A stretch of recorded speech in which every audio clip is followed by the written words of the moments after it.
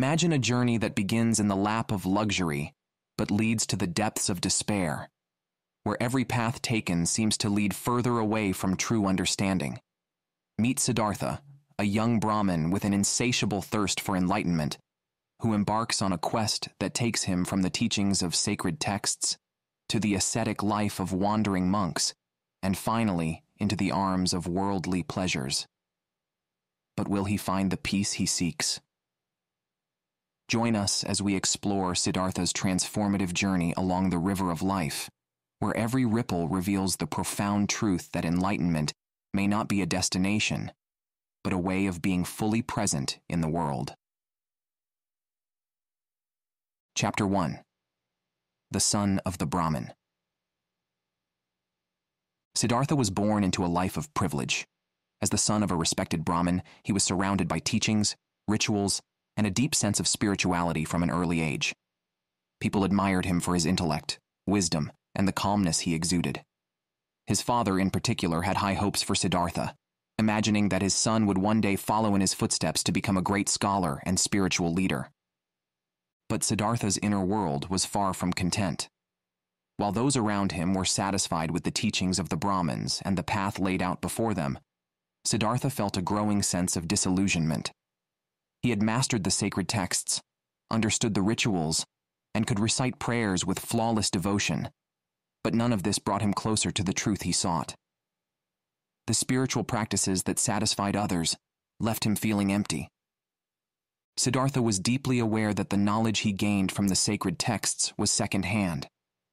He had learned the words, but not the essence. The rituals he performed were without true understanding. He wanted more than just knowledge. He wanted experience. He craved to know the reality behind the teachings, the wisdom that couldn't be found in books or prayers. In his heart, Siddhartha knew that the path to enlightenment would require him to leave behind everything he had known. Govinda, Siddhartha's close friend and companion, shared many of these same desires. Govinda admired Siddhartha's strength and clarity, often looking to him for guidance. Although Govinda found comfort in the teachings of the Brahmins, he could see that Siddhartha's dissatisfaction was more than just a fleeting feeling. Govinda sensed that if anyone could find a path to true enlightenment, it would be Siddhartha, and he wanted to follow him wherever that path might lead. Siddhartha knew his destiny lay outside the life of the Brahmins. His spirit yearned for a deeper truth that could only be discovered by leaving behind the structured world of his upbringing. One day, after much reflection, he approached his father and expressed his desire to leave. His father was heartbroken at the thought of losing his son to the unknown. The Brahmin elders had high hopes for Siddhartha, expecting him to carry on the sacred traditions. But Siddhartha's resolve was unwavering. Standing before his father, Siddhartha explained that he could no longer stay in the village. He must embark on his own spiritual quest to seek wisdom in ways that could not be taught by the Brahmins or found in their rituals. His father, torn between love for his son and the pain of letting him go, tried to dissuade Siddhartha. But when he saw that his son was determined, he finally relented and gave his blessing. Siddhartha's decision was not one of rebellion or defiance. It was a choice born from the deep yearning within his soul. He respected his father and the Brahmins, but he knew that he could not find what he was looking for in their teachings. The world, with all its mysteries and contradictions, called to him, and he had to answer that call. Govinda, ever loyal, decided to join Siddhartha. Though Govinda was more inclined to follow traditional teachings, his bond with Siddhartha was strong, and he believed in his friend's vision. Together, they left behind the comforts of home, the security of their families, and the familiar world of the Brahmins. Their journey into the unknown had begun, driven by the belief that true enlightenment could only be found by seeking their own path. Before we continue with the next chapter, please show some love by hitting the like button so we can create more videos for you. Chapter 2. With the Samanas. Siddhartha and Govinda set out on their journey, leaving behind their home and everything they had known. Their first destination was to join the Samanas, a group of wandering ascetics who lived in the forests. These monks had rejected all worldly pleasures, believing that the path to enlightenment could be found in extreme self-denial. They practiced harsh methods of self-discipline, fasting for long periods, enduring physical pain, and suppressing their desires, all in an effort to overcome the body's needs and reach a higher spiritual state. Siddhartha and Govinda quickly adapted to the life of the samanas. They gave up their possessions and learned to live with nothing but the bare essentials. Under the guidance of the elder samanas, they practiced meditation and trained themselves to ignore the demands of their bodies. They fasted for days, stood motionless under the blazing sun, and meditated for hours, seeking to free their spirits from the constraints of the physical world. Siddhartha, as always, excelled in these practices. His ability to endure pain and hunger impressed the other samanas, who saw in him a model of ascetic discipline. Govinda, though less confident in his abilities, followed Siddhartha's lead, trusting in his friend's wisdom. Yet despite their dedication to the harsh life of the samanas, Siddhartha still felt unsatisfied. He could empty his mind, detach from the desires of the body, and experience moments of tranquility in his meditation. But these were fleeting. The peace he found while meditating did not last, and it did not bring him the enlightenment he longed for. The idea of overcoming the self, of transcending the body and mind, was appealing. But Siddhartha began to realize that this method was not bringing him closer to his goal. One day, as Siddhartha sat in meditation, starving and weakened by days of fasting, a thought struck him. What was the point of all this suffering if it wasn't leading him to enlightenment? The samanas believed that by rejecting the material world, they could escape the cycle of desire and suffering. But Siddhartha questioned whether simply avoiding the world was the answer. Was true wisdom really found by turning away from life, or did it lie in embracing it fully? Siddhartha shared his doubts with Govinda, who was troubled by his friend's growing disillusionment. Govinda believed in the samanas' teachings and feared that Siddhartha was losing his way. But Siddhartha's conviction grew stronger with each passing day. He realized that the path of extreme asceticism was no more the answer than the life of luxury he had left behind. Both ways of living were extremes, and neither brought him the enlightenment he craved. After several months of living among the samanas, Siddhartha made the decision to leave. The practices of self-denial had brought him discipline and clarity of mind, but they had not led him to the ultimate truth. He told Govinda of his decision, explaining that he had learned all he could from the samanas, but it was time to move on. He was determined to find another path, one that would lead him closer to understanding the true nature of existence. Govinda, though hesitant, chose to follow Siddhartha once more. He trusted Siddhartha's instincts and knew that wherever his friend went, wisdom would surely follow. Together, they prepared to leave the ascetic life behind, their minds already turning toward the next possibility. It was around this time that news of a great teacher, Gautama Buddha, began to spread. Known as the Enlightened One, the Buddha had found a path that transcended suffering and led to peace. People from far and wide were traveling to hear his teachings and join his followers. Intrigued by the stories they heard, Siddhartha and Govinda decided that they would seek out this man, hoping that his wisdom might guide them toward the truth they sought. With that decision, they left the samanas behind, setting off in search of the Buddha. Siddhartha's heart was filled with hope, but also with doubt. Would the Buddha have the answers he longed for, or would he be just another teacher, pointing the way but unable to walk it for him? Only time would tell. Chapter 3. Gautama.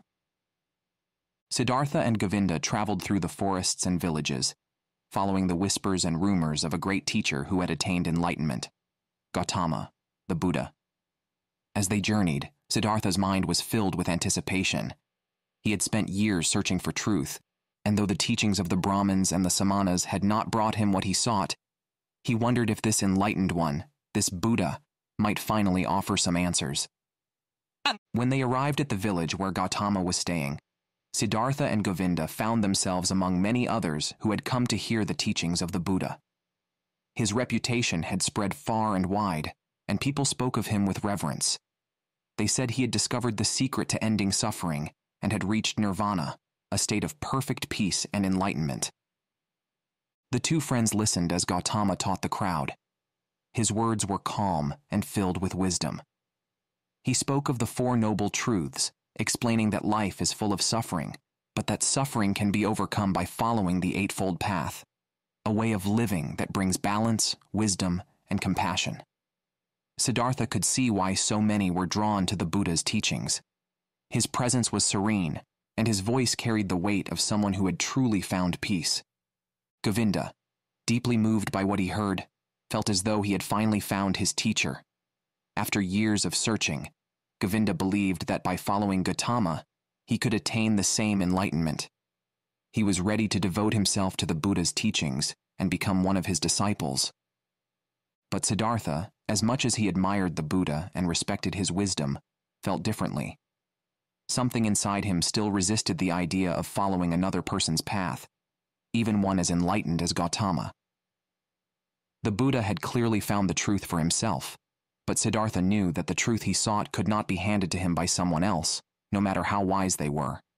He believed that enlightenment was a deeply personal experience, something that could not be taught or learned through another's doctrine. After listening to Gautama speak, Siddhartha decided that he must meet the Buddha in person. He approached Gautama with great respect and expressed his admiration for the Buddha's teachings. Siddhartha acknowledged that Gautama had indeed attained enlightenment and was wise beyond measure, but he also explained his hesitation. He told the Buddha that while his teachings were profound, they were still teachings. They were words, concepts, ideas, tools to point others toward the truth, but the truth itself could not be captured in words. In a calm and understanding manner, Gautama listened to Siddhartha. The Buddha did not take offense to Siddhartha's words, nor did he try to convince him to stay. Instead, he smiled, knowing that Siddhartha was on his own journey. Gautama told him that it was true. Enlightenment could not be taught. Each person must find their own way to the truth, and while teachings could guide one along the path, they could never fully capture the essence of enlightenment. Siddhartha appreciated the Buddha's honesty and humility. He bowed respectfully to Gautama and thanked him for the wisdom he had shared. Yet, Siddhartha knew in his heart that he could not stay with the Buddha's followers. He could not commit himself to another person's path, even one as noble and enlightened as Gautama's. He would have to find his own way, through his own experiences. Govinda, on the other hand, was convinced that the Buddha's teachings were the way forward. He expressed his desire to stay and become a disciple of Gautama. Siddhartha, while sad to part ways with his dear friend, understood Govinda's decision. Govinda had always looked for guidance from others, and now he had found someone who could lead him to the peace he sought. With a heavy heart, Siddhartha and Govinda said their goodbyes. Govinda would remain with the Buddha, while Siddhartha would continue his journey alone. Though they were separating, Siddhartha was happy for his friend. Govinda had found his teacher, and perhaps he would find the peace he was looking for. But for Siddhartha, the journey was just beginning. As Siddhartha walked away from the Buddha's camp, he felt both sadness and a strange sense of freedom. He was no longer bound by the teachings of others, nor was he following anyone else's path. For the first time in his life, Siddhartha felt truly alone, but not in a way that frightened him. This solitude felt empowering, as though the whole world lay before him, waiting to be discovered through his own experiences. Siddhartha had learned much from the Brahmins, the Samanas, and the Buddha, but none of these paths had brought him the enlightenment he sought. Now he understood that his journey would not be about following teachers or doctrines. It would be about living, fully, deeply, and without fear. Only through embracing life itself could he hope to find the answers he was searching for. With this realization, Siddhartha felt an awakening within him. He no longer sought to escape from the world or transcend it through self-denial. Instead, he decided to immerse himself in life, to experience everything it had to offer. He had spent so many years rejecting the material world, believing it to be a distraction from spiritual truth. But now, he saw that the world was not something to be avoided. It was something to be embraced. As Siddhartha set out on his next journey, he did not know where it would lead. He had no teacher, no doctrine, and no plan. But he felt a deep sense of trust in himself and in life. He would no longer rely on the teachings of others to find his way. From this moment forward, Siddhartha would seek his own truth, wherever it might be found. Chapter 4. Awakening. Siddhartha left the grove where the Buddha's disciples had gathered, walking along the path that led him away from the teachings he had heard. As he ventured further into the world, he was overcome by a profound sense of liberation. For the first time, Siddhartha was not following anyone's teachings or trying to live according to a set doctrine. He was free. The weight of expectations, whether from the Brahmins, the Samanas, or even the Buddha, had been lifted from his shoulders. This feeling of freedom surged through him like a river, clear and flowing. As he wandered, Siddhartha began to see the world with fresh eyes. The trees, the sky, the river, all of it seemed alive in a way he had never noticed before. He had spent years seeking to escape from the material world, but now he found himself embracing it. Every sensation, every sound, and every sight was part of the experience of being alive. Siddhartha felt as though he was waking up for the first time, truly experiencing life in all its forms. He reflected on the years he had spent in pursuit of enlightenment. In his youth, he had followed the ways of the Brahmins, learning the sacred texts and practicing the rituals of his people. He had left that behind to join the Samanas, embracing a life of extreme self-denial, fasting, and meditation. And when that path had proven unfulfilling, he had sought out the Buddha, only to realize that no teaching, no matter how profound, could give him the wisdom he sought. Now, he understood that wisdom could not be taught. It had to be lived. As Siddhartha walked, he felt a deep joy rising within him. For so long, he had been focused on the future, on attaining some distant goal of enlightenment. But now, for the first time, he was fully present in the moment. He wasn't thinking about where his journey would lead, or what truths he might uncover. Instead, he simply allowed himself to be. The trees swayed gently in the breeze, and the sound of birds filled the air. Siddhartha felt connected to everything around him. He realized that this was what he had been missing all along, the simple act of being present, of experiencing life as it is. In his quest for enlightenment, he had been so focused on the end goal that he had forgotten to appreciate the journey. Now, he understood that life itself was the journey. Enlightenment wasn't some distant, unattainable state. It was here, in the very act of living. As Siddhartha walked along the riverbank, he found himself contemplating the idea of the self that he had spent so many years trying to transcend. The Samanas had taught him to reject the self, to suppress desires and needs in order to overcome the ego.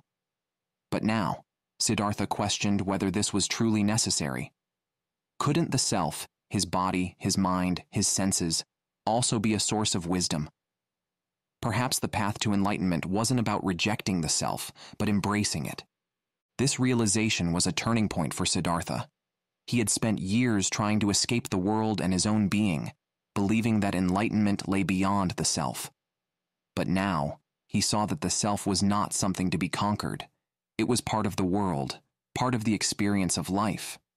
Siddhartha felt a deep sense of peace as he embraced this new understanding. He no longer saw the body and mind as obstacles to enlightenment.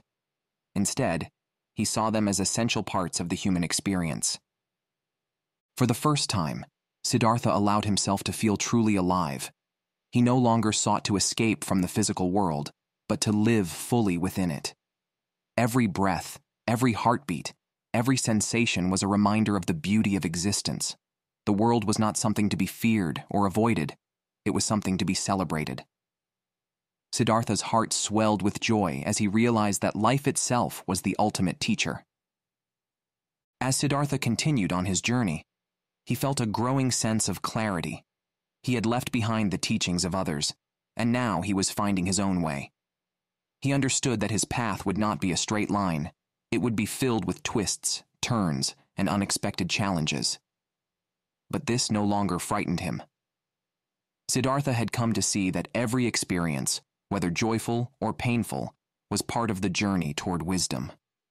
He knew that the road ahead was uncertain, but that uncertainty filled him with excitement rather than fear. Siddhartha had spent so many years trying to control his destiny, to follow a specific path toward enlightenment. But now he realized that the beauty of life lay in its unpredictability. He no longer sought to control or understand everything. Instead, he was content to let life unfold before him, trusting that each step would bring him closer to the truth. As he wandered, Siddhartha came upon a large river. The water was clear and flowing, reflecting the sky above. The sight of the river filled Siddhartha with a sense of wonder. He felt drawn to it, as if the river held some secret knowledge that he was meant to discover. Sitting by the riverbank, Siddhartha listened to the sound of the water as it flowed past, its steady rhythm calming his mind. The river, with its continuous flow, reminded Siddhartha of life itself, ever-changing yet always constant. Just as the water moved steadily forward, life too was in constant motion. Siddhartha felt a deep connection to the river, as if it were a living being, full of wisdom and mystery. He realized that the river, like life, could not be controlled. It flowed according to its own rhythm, and all one could do was learn from it, observe it, and let it be.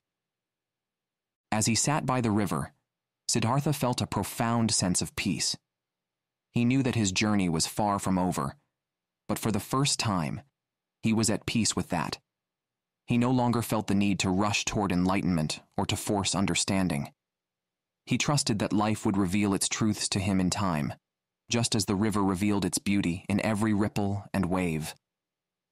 Siddhartha's awakening was not a moment of sudden enlightenment, but a gradual realization that life itself was the path. He no longer sought to escape the world or transcend it. Instead, he embraced it fully, trusting that every experience, every joy and sorrow, was part of the greater whole. Enlightenment, Siddhartha now understood, was not a destination to be reached, but a way of being, fully present, fully alive, and fully connected to the world.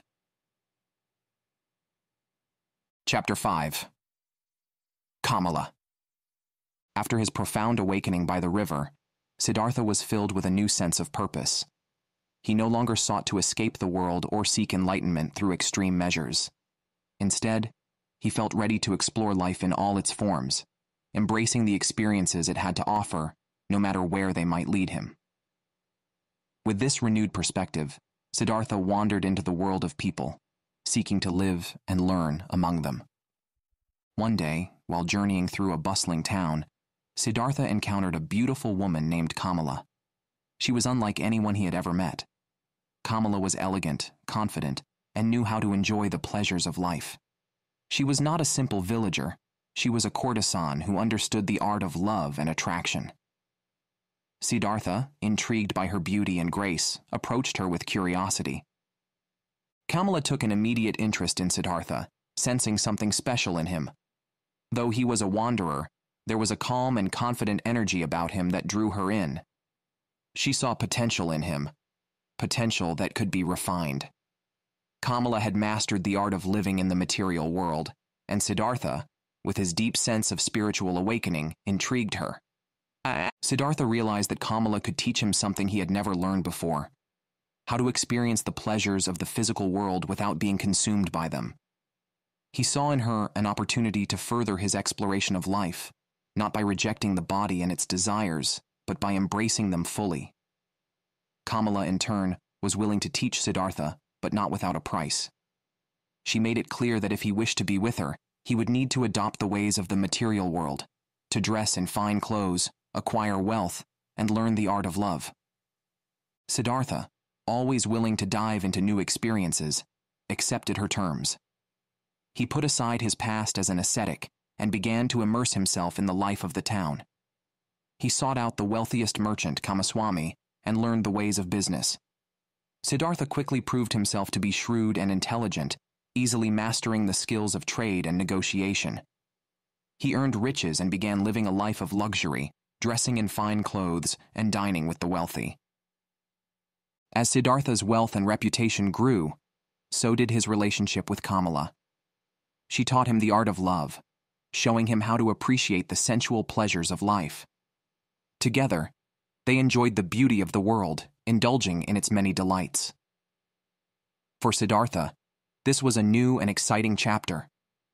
He had spent so much of his life in denial of the body's desires, but now he allowed himself to fully experience them. Yet even as he reveled in his new life, a part of Siddhartha remained detached. He enjoyed the pleasures of the world, but he did not let himself become fully entangled in them. He saw them for what they were, temporary experiences, fleeting moments of joy that could never bring lasting fulfillment. Unlike Kamaswami and the other merchants, Siddhartha did not care about accumulating more wealth or status. He viewed his riches as a means to an end, a way to experience life, but not the purpose of life itself. Kamala, too, sensed this detachment in Siddhartha. Though he was with her, a part of him remained distant, as if his heart and spirit were never fully immersed in the world of pleasure. She respected his wisdom and admired his calmness, but she knew that Siddhartha was different from the other men she had known. He did not crave wealth or power in the same way. He was on a journey, one that went beyond the material world. Over time, Siddhartha's life of indulgence began to weigh on him. The once thrilling pleasures of wealth and love began to lose their allure.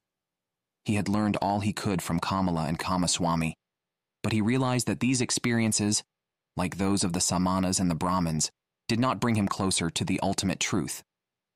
The more he indulged in the material world, the more he felt a growing sense of emptiness within him. Siddhartha saw the people around him, the merchants, the townsfolk, and even Kamala, caught in the endless cycle of desire and fulfillment. They chased wealth, pleasure, and status, believing that these things would bring them happiness, but Siddhartha knew that this was an illusion.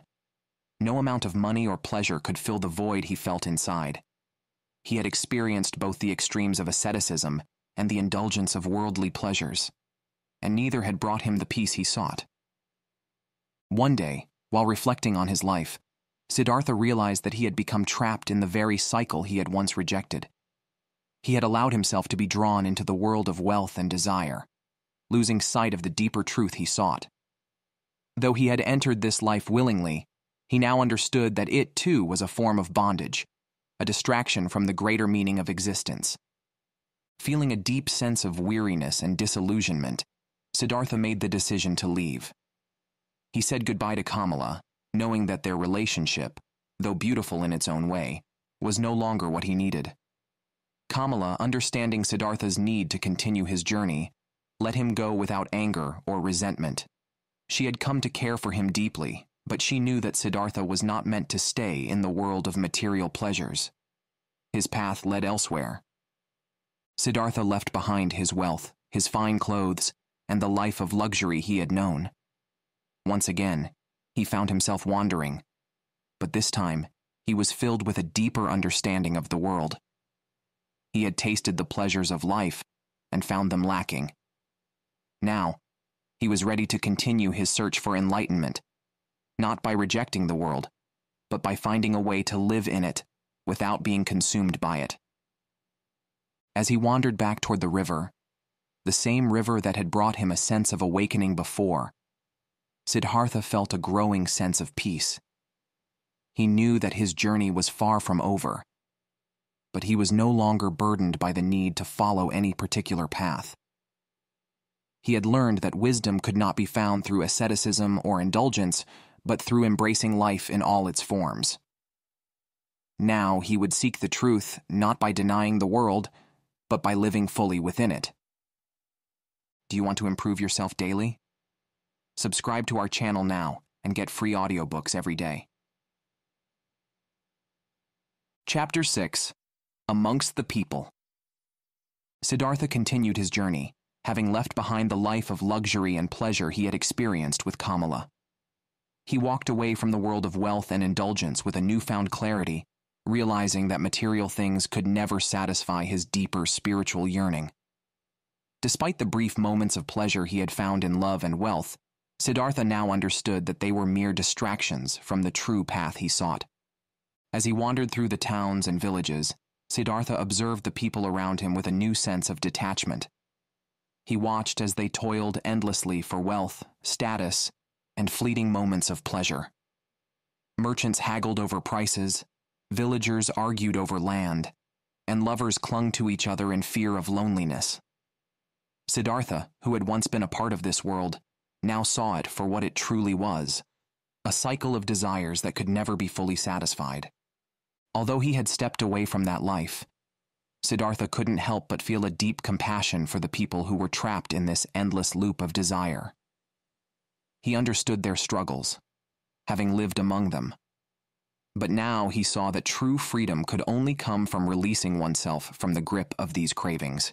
Yet he also realized that each person had to come to this realization on their own.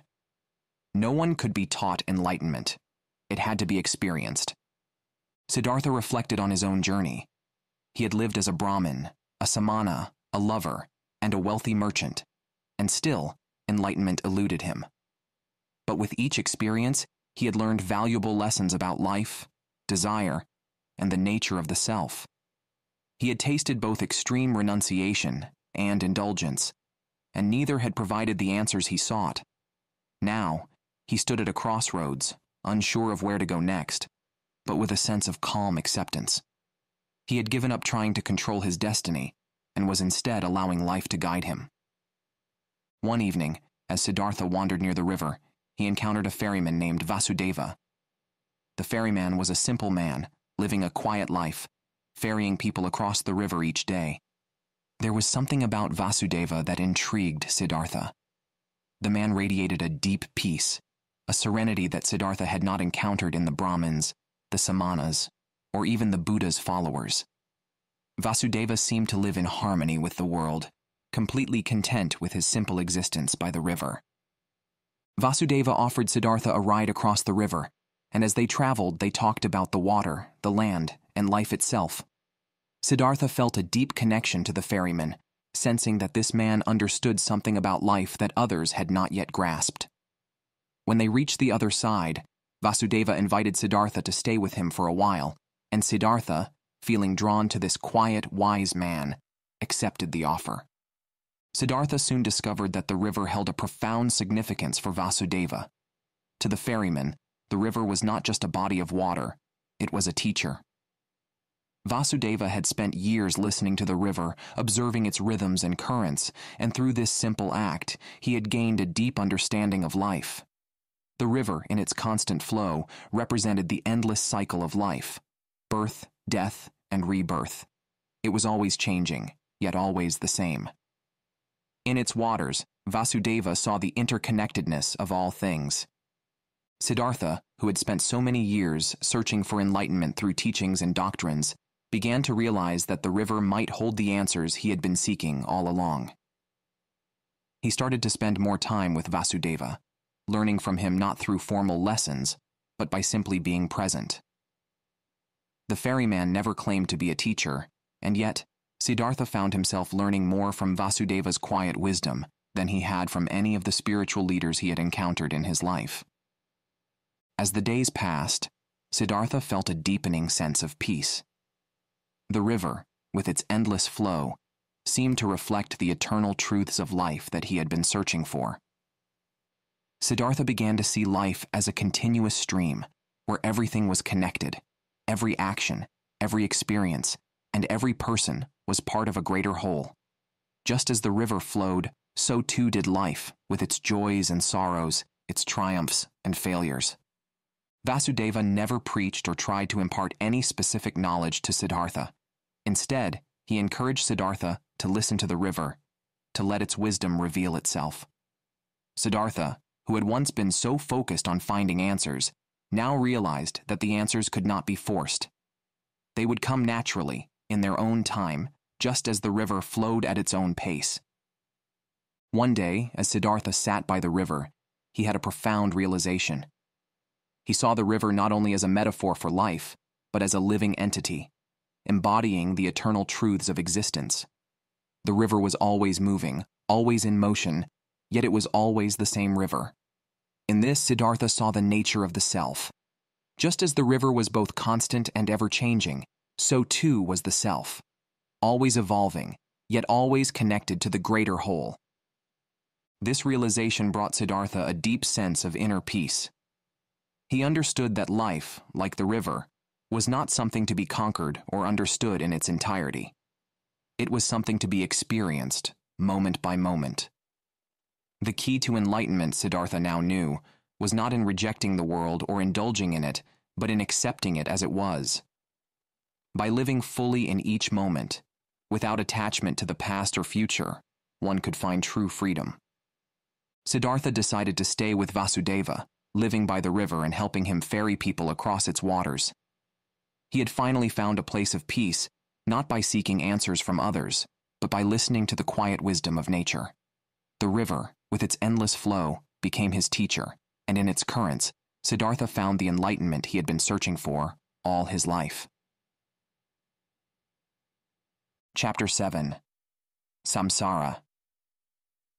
Siddhartha had settled into a peaceful routine by the river, living with Vasudeva and learning from the endless flow of water. The river had become his guide, teaching him about life's constant cycles of birth, death, and rebirth.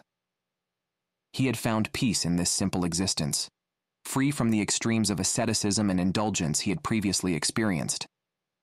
Yet, as the seasons changed, Siddhartha began to feel the weight of the life he had once led, particularly the life of indulgence he had known while with Kamala. During his time as a wealthy merchant and lover, Siddhartha had allowed himself to experience the full range of human desires. He had indulged in sensual pleasures, accumulated wealth, and played the games of the material world. While he had ultimately walked away from that life, he couldn't help but reflect on the way it had left its mark on him. The memories of those indulgences, though distant, still haunted him. It was as if the cycle of samsara, birth, life, death, and rebirth, was playing out within him, reminding him that he was still bound to the world in ways he had not fully escaped. The word samsara represents the endless cycle of worldly existence in which people are trapped, chasing desires, satisfying needs, only to be caught up again in new desires. Siddhartha had thought he could transcend this cycle, but the truth was more complex. Even though he had moved on from his life of indulgence, a part of him remained connected to the experiences and pleasures he had once known. He found himself occasionally longing for the luxury, the thrill of wealth, and the comfort of Kamala's company. It was during this time that Kamala, on a journey of her own, passed through the area with her young son. After Siddhartha had left her all those years ago, Kamala had given birth to a son, and she had continued to live her life as a courtesan until she, too, grew weary of the life of indulgence. Now, she had sought refuge in the teachings of Gautama Buddha, much like many others, and she had set out on a pilgrimage to visit him. However, fate had other plans. As Kamala journeyed through the forest with her son, she was bitten by a venomous snake and gravely injured. Her son, terrified and not knowing where to go, stumbled upon Siddhartha and Vasudeva by the river. Siddhartha, recognizing Kamala in her weakened state, rushed to her aid. Though he did his best to comfort her, it was clear that Kamala was not long for this world. Kamala, lying in Siddhartha's arms, expressed her happiness at having found him again before she died. Despite their years apart, there was still a deep connection between them. Kamala had always respected Siddhartha's search for enlightenment, and she had loved him in her own way. Now, as she lay dying, she was at peace with the knowledge that she had found him one last time. She passed away peacefully, leaving behind her son, whom she had named after Siddhartha. The boy, however, was not at peace. Having grown up in a life of wealth and comfort, he was devastated by the loss of his mother and felt nothing but resentment toward Siddhartha, who he saw as the reason for her death. The boy had known nothing of Siddhartha before this encounter and had no interest in the spiritual life his father had chosen. For him, Siddhartha was a stranger, and the simple life by the river was a prison compared to the luxury and wealth he had known. Siddhartha, on the other hand, saw this as an opportunity to finally experience fatherhood, a role he had never fulfilled before. He hoped to connect with his son, to show him the wisdom he had gained through his journey, and to offer him the peace that the river had brought to his own life. Siddhartha believed that through love and patience, he could guide his son toward a path of understanding and inner peace. But the boy was not interested. He resented Siddhartha's attempts to control his life, and viewed his father's spiritual pursuits as foolish and irrelevant. The boy longed to return to the city, to the life of luxury and pleasure he had known with Kamala. Despite Siddhartha's best efforts to be patient and understanding, the boy's defiance grew stronger. He refused to listen to Siddhartha's teachings, often lashing out in anger and frustration. Siddhartha was heartbroken by his son's rejection, but he refused to give up. He believed that if he showed enough love and compassion, his son would eventually come around. However, one day, after a particularly heated argument, the boy ran away, disappearing into the city to pursue the life he longed for. Siddhartha was devastated. His son's departure filled him with a deep sense of loss, not only because he had failed to connect with him, but because he saw in his son the reflection of his own past struggles. Siddhartha understood his son's pain all too well, the desire to escape, to rebel, to chase after fleeting pleasures. He had lived that life himself, and he knew where it led. Yet he also knew that each person had to find their own path. Just as no one could have forced Siddhartha to stay with the Brahmins or follow the Buddha, no one could force his son to choose the spiritual path.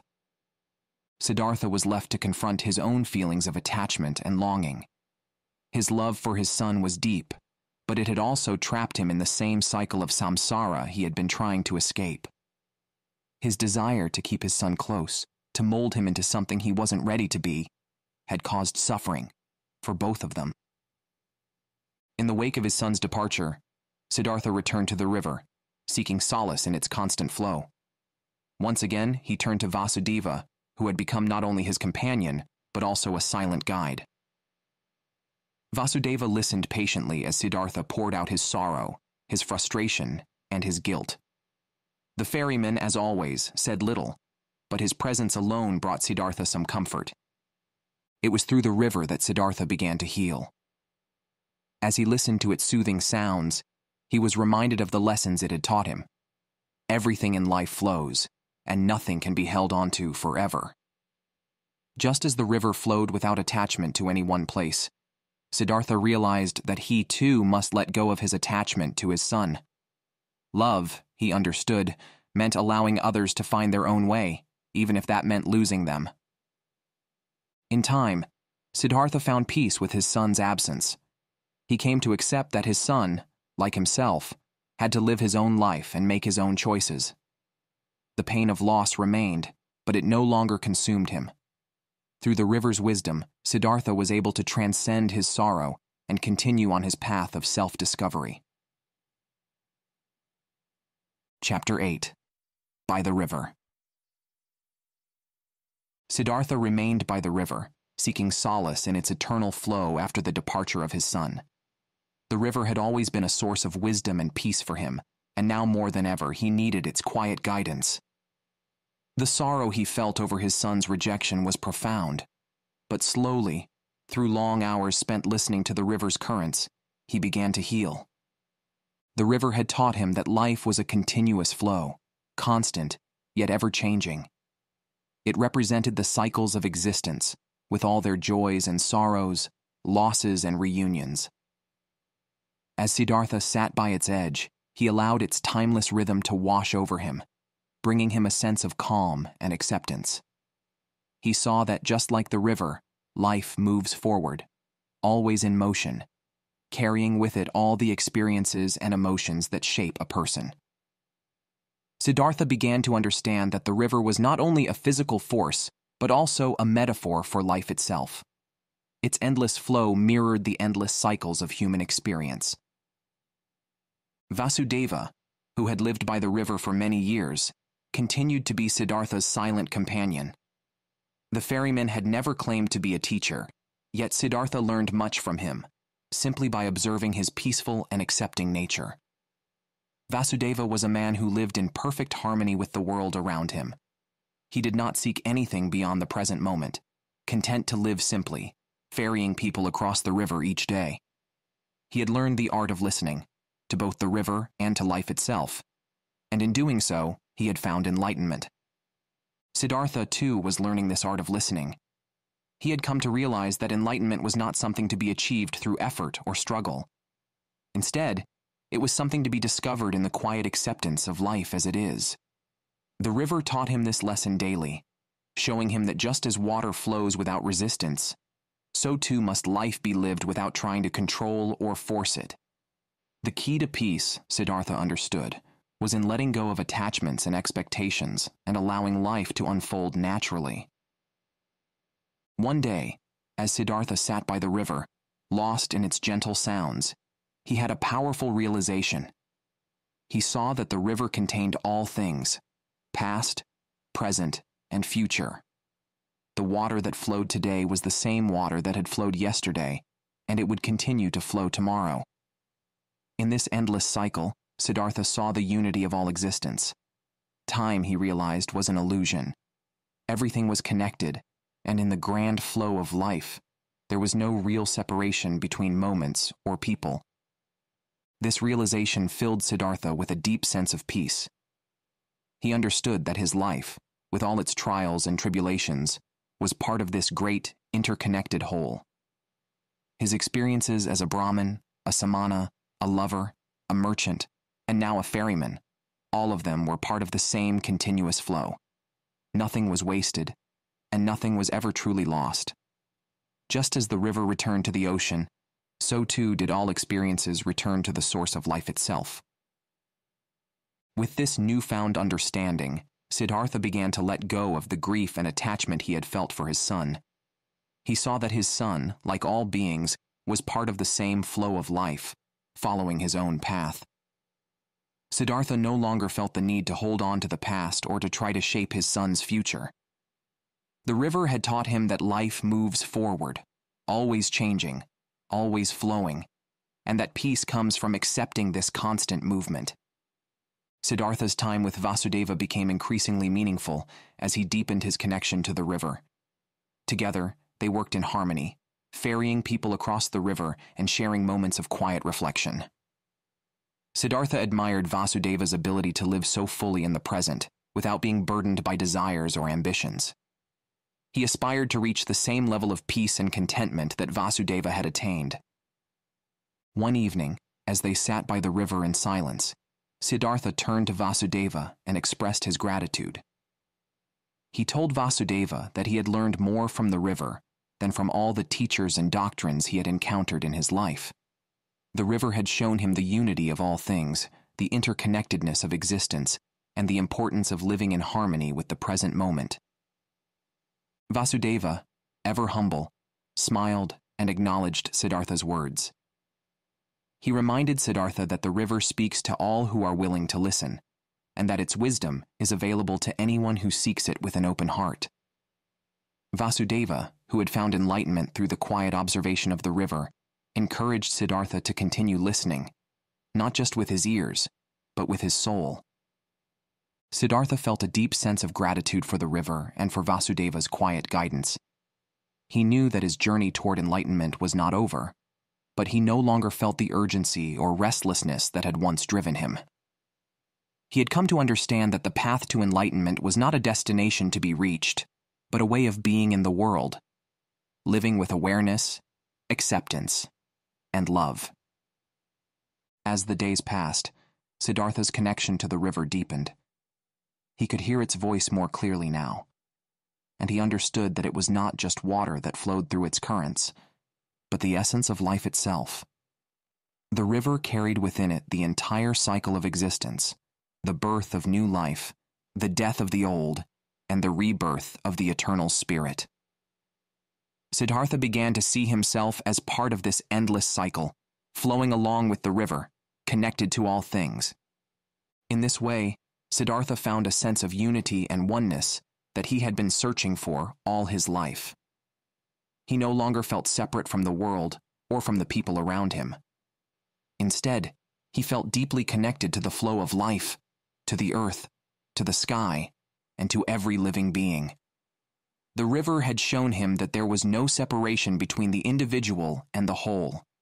Everything was one, and in that oneness, there was peace.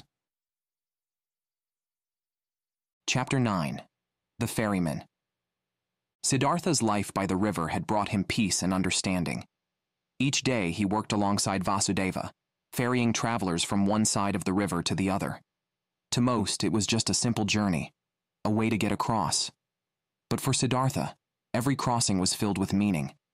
He saw the river as a teacher, guiding him deeper into the mysteries of life, death, and the unity of all existence. Every ripple in the water seemed to reflect a lesson, and every current spoke of the endless cycles of the world. Siddhartha had learned to listen, not just to the words of others, but to the silence, to the spaces in between, to the rhythm of life itself.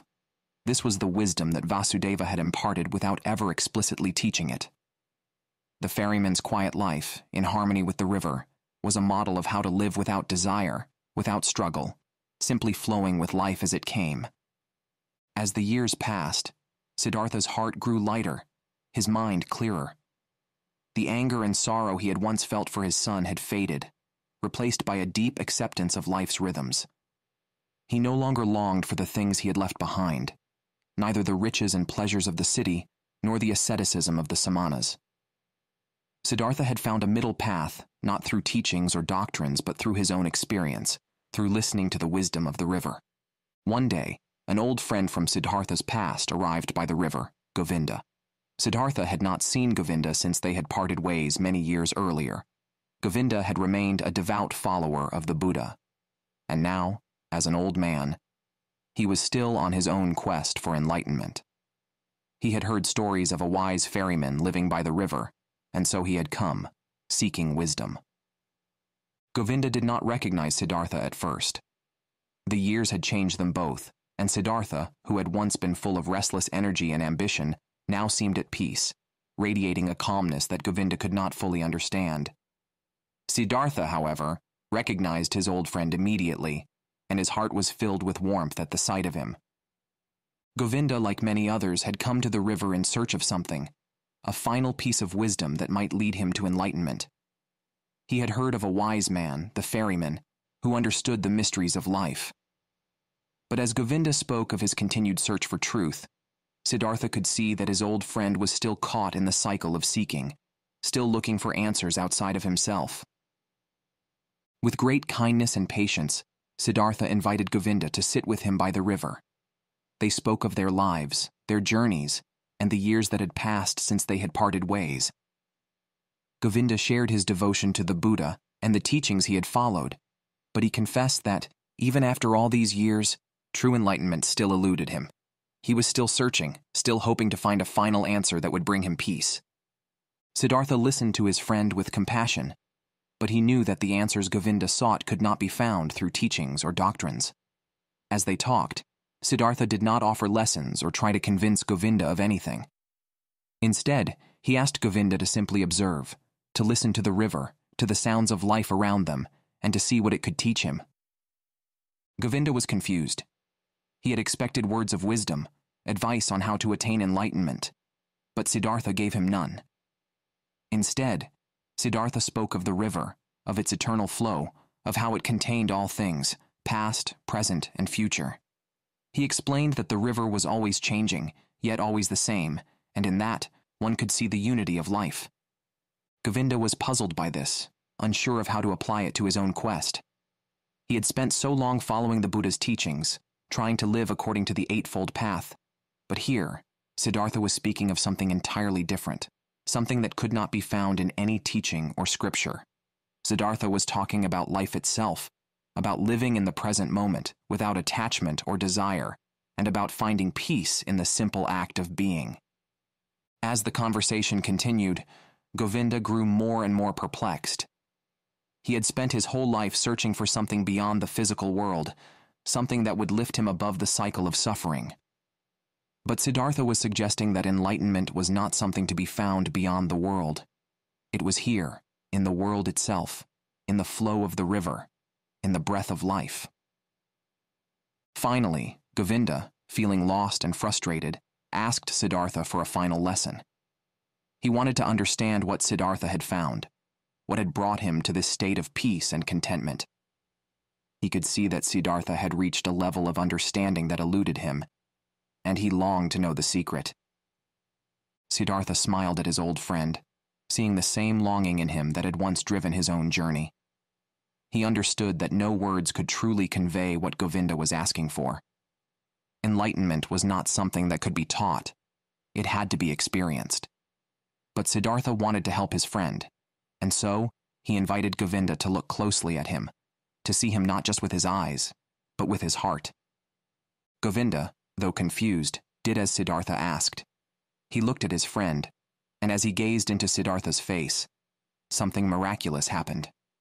In that moment, Govinda saw not just Siddhartha, but the entire cycle of life, the birth, death, and rebirth of all things. He saw the unity of all existence, the endless flow of the river, and the oneness of all beings. In Siddhartha's face, he saw the faces of all the people who had ever lived, all the creatures of the world, all the elements of nature. It was as if the entire universe was reflected in Siddhartha's serene expression. In that instant, Govinda understood.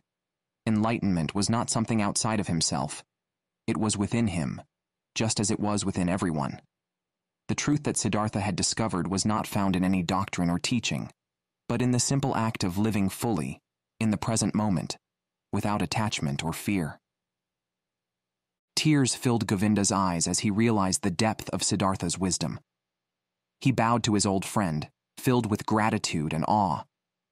Siddhartha had shown him not through words, but through his very presence, the meaning of life, the unity of all things, and the peace that comes from accepting the world as it is. Siddhartha, too, was moved. He had found peace long ago, but now, in this moment of reunion with Govinda, he felt a profound sense of completion. The cycle of his life, like the flow of the river, had come full circle. He had sought enlightenment for so long, only to discover that it had been with him all along, in the flow of the river, in the breath of life, in the quiet acceptance of all that is. Chapter 10. After his deep conversation with Govinda, Siddhartha felt a sense of calm completeness. The years of his wandering, the trials of his search for enlightenment, all seemed to culminate in this moment. Siddhartha had not only found peace within himself, but he had also shared this peace with his dear friend Govinda. The river continued to flow by his side, an eternal symbol of the wisdom he had come to embrace.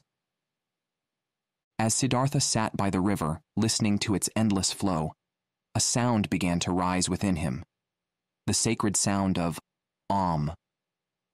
This sound, representing the unity of all things, filled his being with a profound sense of oneness. He had heard this sound many times throughout his life, in the teachings of the Brahmins, in his deepest meditations. But now, it resonated with a clarity and depth he had never known before. The sound of was the vibration of the universe, the essence of life itself. It was the sound of creation and destruction, the sound of birth, death, and rebirth. In this moment of deep contemplation, Siddhartha understood that everything he had experienced in his life was part of this eternal His years as a Brahmin, his time as a samana, his indulgence in worldly pleasures, his despair, his joy, and even the love and loss of his son, all of it was part of the same unified whole. Siddhartha saw that life was not about escaping the world or rejecting it. Enlightenment was not something that could be attained by severing oneself from the cycles of life. Instead, true peace came from embracing the world in its entirety, from accepting both the beauty and the suffering that life had to offer. The that filled Siddhartha's soul reminded him that everything was interconnected, that there was no separation between himself and the world around him. As he listened to the within, Siddhartha's mind wandered back to his experiences by the river. He thought of the people he had ferried across its waters, each one on their own journey, each seeking something, whether it be wealth, love, or spiritual fulfillment. The river had carried them all, just as it carried Siddhartha on their respective paths. Yet, all paths led to the same destination: unity with the flow of life. Siddhartha's heart swelled with love for the world, for the river, for Govinda, for Vasudeva, and even for his son, who had brought him so much pain. He saw that love, too, was part of the great an expression of the unity of all beings.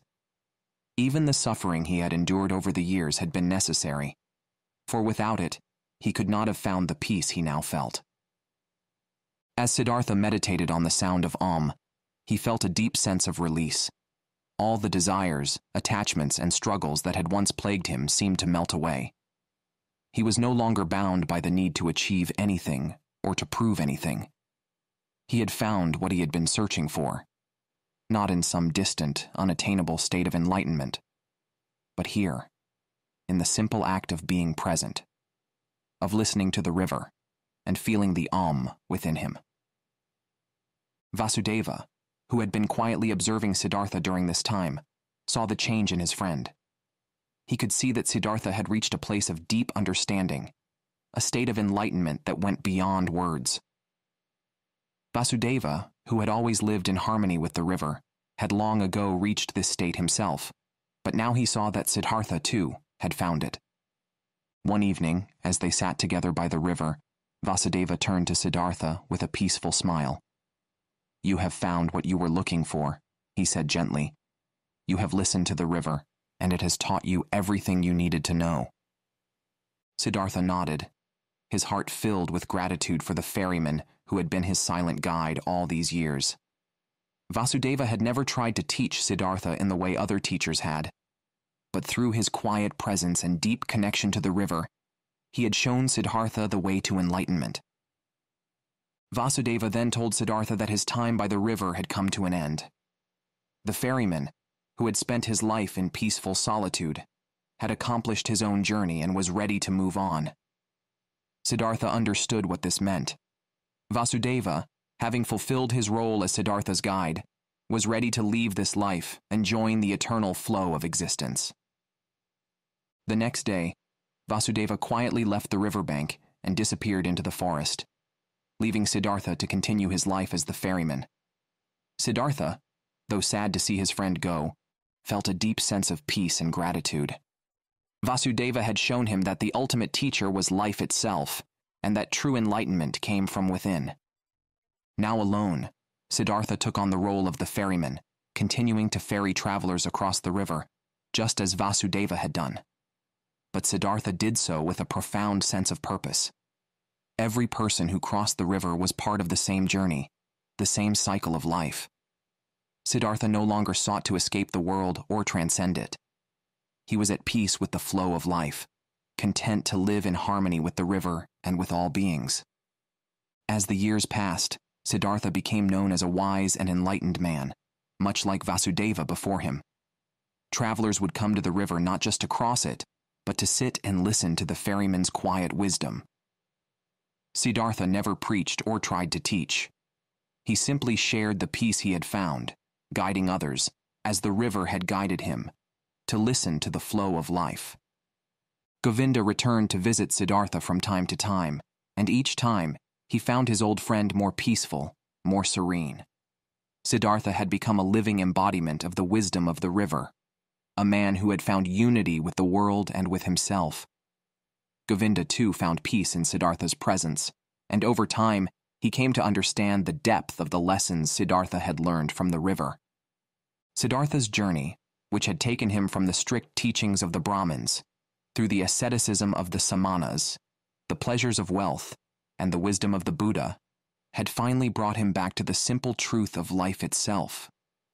He had found that enlightenment was not something to be sought after or achieved, but something to be experienced in every moment. It was the sound of the unity of all things, the eternal flow of life. In the end, Siddhartha's search for enlightenment had led him back to where he had started, but with a new understanding of the world and his place in it. He had found peace, not by rejecting the world, but by embracing it, by living in harmony with the river and with all of existence. If you haven't already, make sure you are subscribed to our channel, and especially like this video so we can make even better audiobooks for you.